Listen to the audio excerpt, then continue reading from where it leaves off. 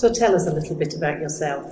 Who is Edna Lyatuu Hogan? Thank you. So my name is Mrs. Edna Lyatuu Hogan. I am originally from Tanzania, and I'm a mix of Ethiopian and Tanzanian heritage.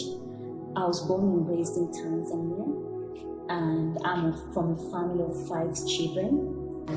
My late Dr. Lyatuu, he was an engineer who worked for United Nations, and my mother, who is a retired teacher, she's still here with us, thanks God. And I'm married to an Irish man, and that's what brought me to Ireland and led me into this journey. So this journey has led to Oganly Careers International. What made you decide to open a recruitment agency? To be honest, I had no plans of opening one, but I just had a taste of working for a recruitment agency before, and I loved it. For me, I love the fact that I was able to help people find their dream job. So the counseling, the interaction with clients and candidates, I just love that part as well. And so, but I had no plan or desire to open one. So I decided to take a career break for a mini career break.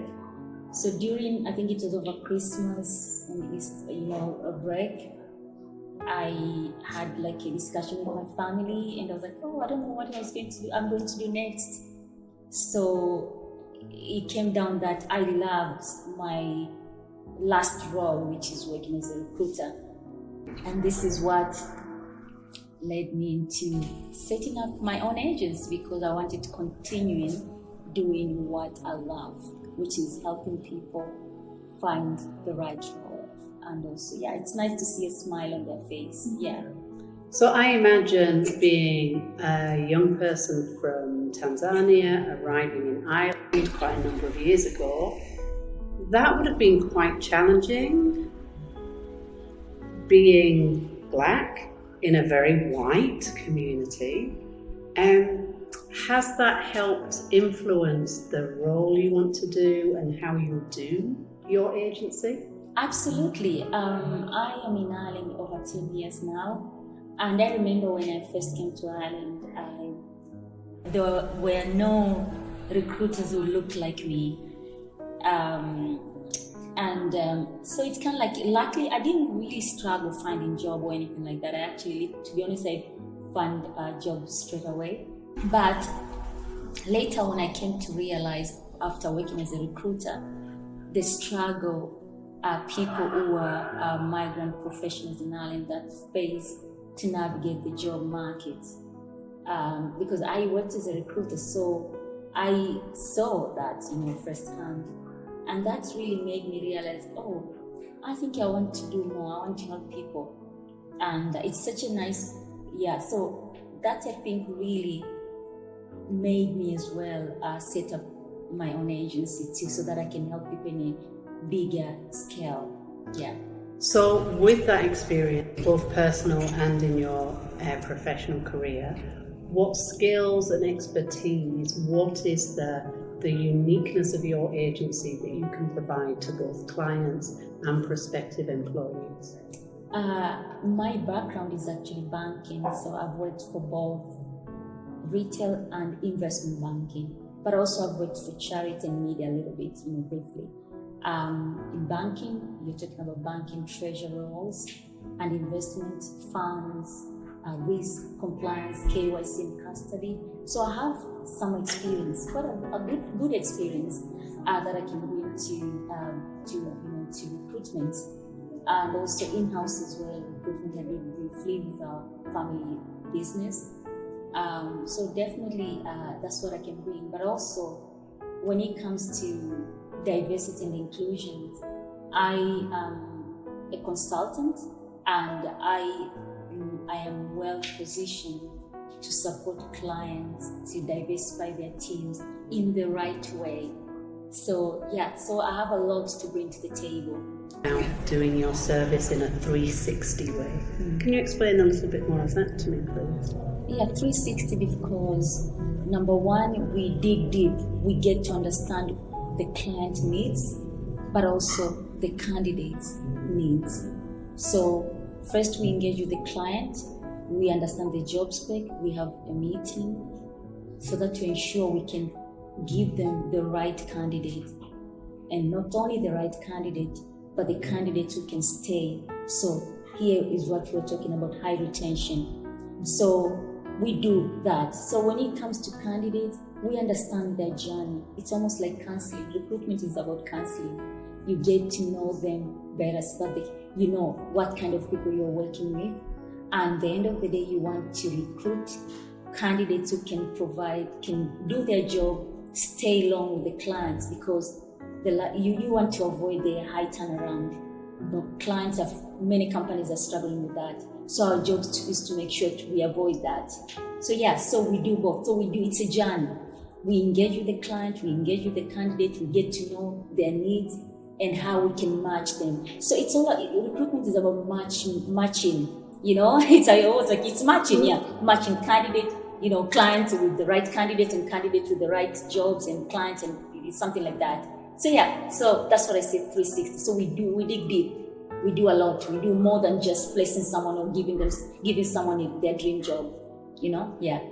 We're sat here in Moshi in Tanzania. Beautiful. It's sunny. It is. The mountain, oh my God. And I know you're from Tanzania, even though you now live in Ireland. Yeah. But I also sense as we talk, there's a real passion in you to see Africa develop. So what is it you think Africa has that companies in the West might benefit from in recruitment or even investment? Tanzania and Africa as a whole, it's an emerging economy. And as you know, the population of Africa is made up of young people. And whereas the West is an aging population, they need each other.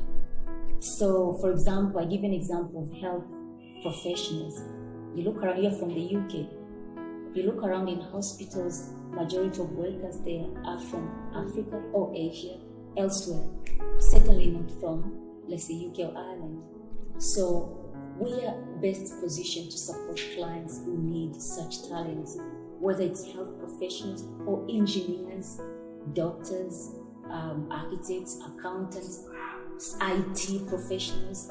We are working with local partners in Africa, India, for example, as well, to support clients to make sure that we are always ready to support them with whatever roles they want to be filled. So Africa is the place to get good talent. They should definitely start looking this way. I would agree. I live here. Wonderful. I want to ask a little bit though about your charitable work. I know it's important to you that as you build business, you also give back to the community. So can you tell us a little bit about how you do that? Thank you. So before even setting up Oganly, my family, my parents, for example, have been involved in charitable causes for many years. So I think I get that from my father. My late father was such a giver, and quietly, without even making noises. So I love that. And myself and my husband, we took it to ourselves for nearly 20 years now. We support so many projects in Ireland and in Africa, but we don't make noise. We just do it quietly in our own way. So, for example, we have an education program. We support kids. We send them to good schools, the academically gifted children who come from poor families. We are doing projects in elderly. For example, at the moment we are doing a project. It's called Hazina, which means elderly is treasure. So we are working in that. We're supporting that project, but also a refugee, which they are almost non-existent in Africa. So in the city Dar es Salaam, we have a project in that area. In Ireland, we support asylum. We have a project in the asylum, so we support asylum seekers who, when they get there, they're lost, they don't know what to do. But we do it in our own way. So we are not like, we don't have a foundation, but we provide support directly to the recipients. For example, the education program, we pay school fees to schools in Tanzania, directly to schools. So we don't give money to parents or anything like that. We like to do it that way because we're sure the money will do it's intended for. So we have a number of schools in Tanzania, even here in Moshi. I think I said to you earlier on, there's a particular school, very good school. We have a number of girls there. We pay the school fees. Yeah, so we do our own way. In Moshi, for example, we have a facility that can offer free accommodation for missionaries or anyone who is here. They do good work, charitable causes, and maybe they don't have much money.